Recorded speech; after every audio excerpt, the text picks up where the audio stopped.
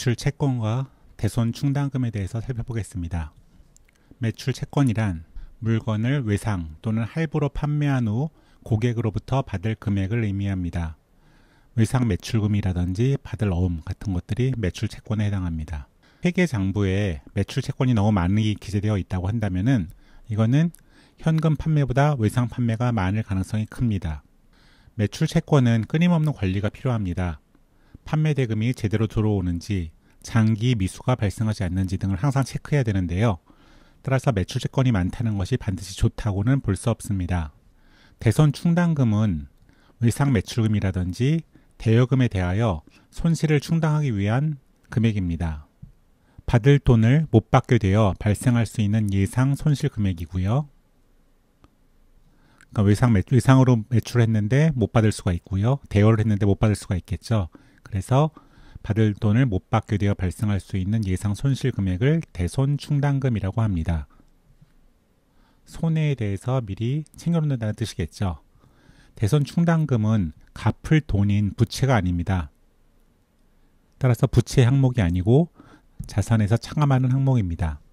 따라서 대여금이 1,000원인데 반 정도로 못 받을 것 같다. 예상 손실이 500원이다 라고 하면은 자산 계정에다가 대손 충당금 마이너스 500, 대여금 잔액 500 이런 식으로 기재합니다. 다음으로 유동자산에 대해서 살펴보겠습니다. 유동자산이란 1년 이내에 현금화할 수 있는 자산을 의미합니다. 유동자산에는 먼저 당좌자산이 있습니다. 당좌자산은 현금 및 현금성 자산, 단기 투자자산, 매출채권, 기타 당좌자산 등으로 구분됩니다. 그리고 유동자산에는 재고자산도 포함됩니다. 재고자산은 판매하기 위해서 창고에 보관 중인 자산을 의미합니다.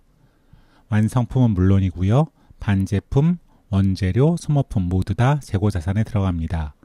완성품 중에서 상품과 제품이 헷갈릴 수가 있는데요. 상품은 제3자로부터 구매한 것을 판매하기 위해서 보관할 때 상품이라고 하고요. 제품은 내가 직접 제조했고 판매하기 위해서 창고에 보관 중일 경우에는 제품이라고 부릅니다. 유동자산은 1년 이내에 현금화할 수 있는 자산이긴 한데 매출채권 같은 경우에는 상대방이 빨리 안 갚으면 현금화에 시간이 걸립니다. 1년 이내에 현금화하기 어려울 수 있는 거죠. 그리고 재고자산 같은 경우에도 빨리 현금화하려면 헐값에 넘겨야 할 수도 있습니다.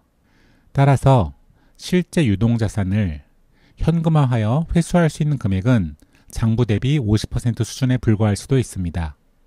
말은 1년 이내에 현금화할 수 있는 자산이라고 정의하지만 실제 현금화하는 것은 다른 문제라는 거죠. 보통 그래서 유동자산이 유동부채의 2배 정도는 되어야 재무가 안정적이라고 평가한다고 합니다. 유동자산과 유동부채가 똑같다고 해서 재무가 안정적인 것은 아니고요. 유동자산이 실제 현금화될지는 미지수이기 때문에 적어도 한 2배 정도가 되면 안정적이라고 보는 겁니다. 유동비율이라는 게 있는데요. 유동비율은 유동부채 분의 유동자산 곱하기 100인데요. 자산이 한 2배 정도가 돼야지 안정적이라고 했으니까 유동비율이 200% 이상이 되면 바람직하다고 하겠습니다. 유형 자산에 대해서 살펴보겠습니다.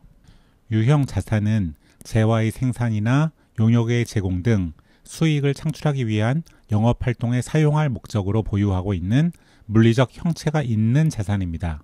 토지, 건물, 기계장치, 차량, 비품, 공기구 같은 것들이 예가 되겠습니다. 유형자산의 반대가 이제 무형자산인데요. 무형자산은 역시 마찬가지로 재화의 생산, 용역의 제공 등 수익을 창출하기 위한 영업활동에 사용할 목적으로 보유하는 건 마찬가지지만 유형자산은 물리적 형체가 있는 반면 무형자산은 물리적 실체가 없고요. 하지만 식별은 가능한 비화폐성 자산을 의미합니다. 무형자산은 식별 가능해야 되고요. 통제 가능해야 되고요. 미래의 현금 유입을 통해서 경제적 효익을 가져올 수 있어야 합니다. 그래야 자산이죠. 예를 들자면 영업권, 산업재산권, 광업권, 어업권 등이 있고요.